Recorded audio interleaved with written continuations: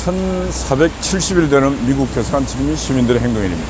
오늘은 세월호 10년 되는 날입니다. 10년. 오늘도 아침 뉴스를 보면은 세월호 유가족들 등장시켜갖고 말을 듣고 있는데 우리 애가 어떻게 죽은지 모르겠다. 또 언론들 하는 말은 왜 사고가 났는지 뚜렷하게 말해주지 않고 있다 말하고 있는데 다 거짓말입니다. 세월호는 해상사고였고 그 사고 원인은 이미 다 밝혀졌습니다. 근데 왜 10년이나 되는 세월 동안 언론들이 저렇게 호들갑을 떨고 있고 세월호 유가족이라 하는 사람들은 왜 언론에 저렇게 나타나는가? 바로 거기는 정치가 그 해상 사건에 올라탔기 때문에 그렇습니다. 지금 최대 야당인 민주당이 세월호 해상 사건을 정치 사건으로 쟁점화해서 끝내는 박근혜 대통령을 물러나게 했던 거대한 사건이었기 때문에 그 사건을 그들은 손에서 놓을 수가 없는 것입니다. 민주당이 정치적 건수를 갖고 정치적인 결집을 하기 위해서는 그 세월호 사건이 중요한 사건이었고 그 사건을 계기로 오늘날 저렇게 정치적 기반을 잡고 있기 때문에 그걸 손에 못 놓고 있는 것입니다. 지금 세월호 유가족들이 진정으로 양심이 있는 사람들이라면은 문재인 5년 동안에 그 세월호 사건 수사할 것 다 하고 어마어마한 돈을 들여가고 바다에 빠진 배도 건져 올리고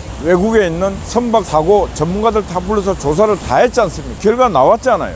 해상 사고였고 그 선박에 침수하는 과정에서 선장이라는 놈이 도망을 가버렸습니다. 아마 여객선 사고에 선박이 도망가는 사례는 찾아보기 힘든 사례입니다. 타이타닉호 우리 영화에 나왔지만 보세요. 어린아이, 부녀, 여성들, 노인들 다 보내고 마지막은 건강한 사람들, 선장 남아서 배와 함께 침몰해 가는 과정을 그린 영화 아닙니까? 세월호도 만약에 그런 선원들의 정신이 있었더라면 아름다운 해상 사건이 해상 사고가 됐을 거고 아이들의 죽음도 그리고 모든 것이 덮여졌을 거예요. 근데 거기다가 정치가 올라타서 하이에나처럼 세월호에다가 이빨을 대고 별걸 다 뜯어먹으면서 지금도 뜯어먹고 있습니다. 절대로 오늘 세월호 10주년을 맞으면서 국민의힘당이 얘기를 해야 돼요. 근데 국민의힘당이 저는 용기 있는 인간들이 없어서 문제입니다. 해상사고든 육상사고든 공중사고든 어떤 사건 사고에 대해서 정치가 올라타면 안 된다. 정치가 올라타는 순간에 그 사건 사고는 진실을 밝혀낼 수가 없다. 우리 경험하지 않습니까? 대표적인 게 4.16 세월호 사건이고 5.18도 똑같습니다. 5.18도 역사학자들에게 맡겨놨으면은 그게 다 어느 정도 정리가 되고 있고 정립이 될 건데 거기도 정치가 올라타서 야금야금 이빨을 대고 있습니다. 한국 사회는 언젠가 자기의 주도권을 다 상실할 때는 정치가 이빨을 대었던 곳은 얼마나 곪아있는가, 얼마나 불쾌한 냄새가 나는가 훗날 역사가들이 자세히 기록했을 것입니다. 세월호 사건은 어느 정치 조직이 어떤 정치적 업무로 해상사고를 이렇게 판을 키웠는가. 5.18도 똑같아요. 어떤 정치적 세력이 역사적인 진실로 안착하는데 방해를 했는가 쓸 것입니다. 지금 4.3 사건이나 예순 반란 사건도 똑같아요. 어떤 정치적 세력이 역사적 사실을 뒤집고 있는가. 이걸 국민의힘당에 용기 있는 사람이 해야 되는데 아무도 못합니다. 왜? 용기가 없어. 겁이 났어. 그래서 세월호 10주년을 기억하면서 우리는 어떻게 해야 되는가. 해상사고, 육상사고, 공중사고 어떤 사고가 생기더라도 정치가 개입해서는 안 된다. 그래서 아마 국민의힘당 국회의원 10명이 모여갖고 사건 사고의 정치 개입 금지법을 만들어야 됩니다. 사건 사고의 정치 개입 금지. 정치 세력이라는 게 국회에 있는 정치 세력도 정치 세력이지만은 이 밖에 있는 시민단체라고 하는 이 정치 세력도 거대한 정치 세력입니다. 이 기자들도 이거 거대한 정치 세력입니다. 이 하나의 거대한 정치 세력을 형성한 집단이 서로 짬짬이가 되고 연합해서 판을 키웁니다. 그 판이 키워지니까 안정적으로 결말이 나야 될 사건이 결말을 못 내고 10년간 지금 지나가고 있는 것입니다. 지금 우리 해병대 박상병 사건도 똑같은 사안입니다. 정치가 개입해서 계속 문제를 일으킵니다. 그때 재난이 왔지 않습니까? 홍수가 오고 해서 그 해병대가 그래도 우리나라 최고의 군대가 해병대 아닙니까?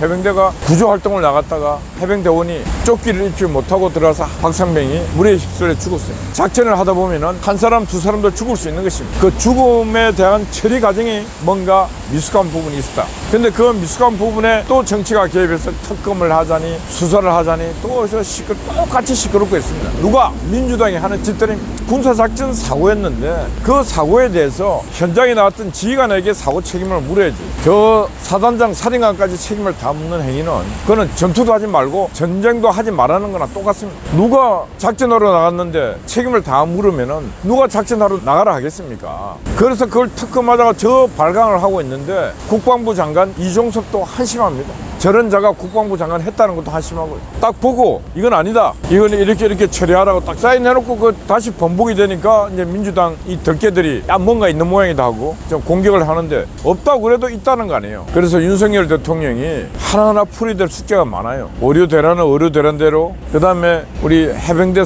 장병 사망 사건대로 그냥 그대로 본인이 가슴에 손을 얹고 진실되게 국민에게 알려야 됩니다. 이제는 국민하고 직접 대화를 해가면서 정치가 떠드는 것은 국민하고, 정치가 떠들어서 아닌 것은 국민에게 바로바로 알려야 됩니다. 정치권에 얘기해봤자 아니다고 끝까지 항의이기 때문에 국민에게 저 가슴에 손을 얹고 진실을 말합니다 하고 딱 얘기를 해야 돼요. 고해성사하듯이. 그래서 정치권을 잠을 재워야 돼요. 저 하이에나 때들 윤석열 대통령이 진짜 지금부터는 좀 강한 생각을 갖고 좋은 게 좋겠지 하고 지금 2년 넘게 왔는데 좋아진 게 있습니까? 없잖아요. 절대로 지금의 정치판하고는 좋게 될 수가 없습니다. 왜? 이재명이나 조국 같은 그 인간들은 윤석열을 어떻게 이제 조져갖고 자기 정치판에 자기들이 이득을 봐야 되기 때문에 서로 좋게 간다는 것은 그거는 있을 수가 없는 것입니다. 그래서 윤석열 대통령 그럼 어떻게 해야 되는가? 진실로 정직을 무기로 싸워야 되는 것입니다. 왜? 저들은 거짓이기 때문에. 그 싸우려면 어마어마한 에너지가 필요해요. 그래서 물러서지 말고 싸울 준비를 해서 잘 싸워야 된다,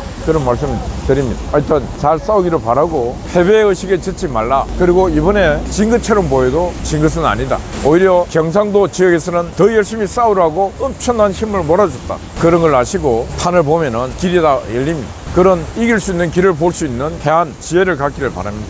벌써 국민의힘당은 특검법 찬성해야 되니 말아야 되니 또 그렇게 분열자들의 망동이 일어나고 있는데, 민주당은 진실을 밝히자, 그게 아니라니까. 정쟁을 키워서 그 정쟁을 이용하겠다는 것, 그게 민주당의 전략 전술입니다. 평화로운 것은 분쟁에서 판을 껴서 이권을, 그게 민주당의 기본 전략인데, 그게 또 동조하는 이 세력들은 이 판세를 읽을 수도 없는 놈들이 정치한다고 저지를 하고 있는 것입니다. 민주당은 영원히 평화를 원하지 않습니다. 분쟁이 있어야 이득을 챙길 수 있는 정당, 그게 자기들의 정치 전략이기 때문에 늘 그곳을 갑니다. 사회가 편안한 곳, 사회가 안정된 곳에는 민주당이 설 자리가 없습니다. 민주당이 할 게 없기 때문에. 민주당은 돈을 벌어본 적이 없어요. 민주당은 기업을 운영해 본 경험이 없어요. 문재인은 5년 동안 국가 경영해 봤잖아요. 다 망했잖아요. 노무현, 김대중 5년 국가 경영을 맡겨봤잖아요. 경제가 몰락했잖아요. 민주화했다고 하는 인간들은 절대로 경제를 세울 수가 없습니다. 왜? 안 해봤기 때문에. YS 김대중 시대로 오면서 우리가 IMF 오면서 몰락해 봤잖아요. 한국 경제가. 문재인은 나라를 맡겼더니 빚을 1000조를 만들었잖아요. 이재명이나 조국 같은 인간이 나라 맡으면 한 2000조 빚을 지게 할 겁니다. 또 그 다음에 이제 국민의힘당 우리 보수가 나라 해가 그 빚을 다 갚아요. 안정이 와. 그럼 또 그때 또 정권을 잡아. 그러고 난 뒤에 또 마음대로 쓰고 나라 또 망하게 합니다. 이런 악순환을 끊기 위해서는 윤석열 대통령이 길다를 내려야 된다. 박정희와 이승만 그 정도의 영향이 안 되면 전두환 정도 될 수 있는 영향을 가져야 될 거 아닙니까?